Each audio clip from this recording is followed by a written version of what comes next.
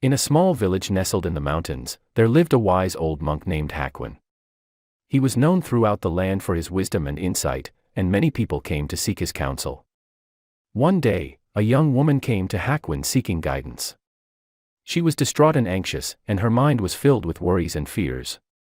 She asked Hakwin for help, but he simply looked at her with a gentle smile and did not say a word. The woman was confused and frustrated. She had come all this way seeking guidance, and the monk simply looked at her in silence. She was about to leave when Hakwin gestured for her to stay. He handed her a small bowl and filled it with water. "Please carry this bowl of water to the other side of the courtyard," Hakwin said. The woman looked at him with confusion, but she took the bowl and walked across the courtyard. When she reached the other side, she turned back to Hakwin, wondering what this exercise was supposed to teach her. Hakwin then gestured for her to walk back across the courtyard with the bowl.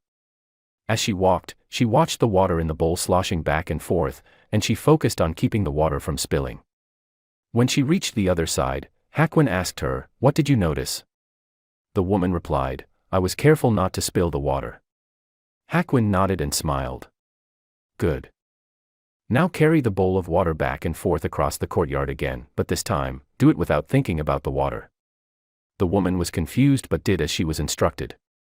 She carried the bowl back and forth across the courtyard, but this time, she didn't think about the water.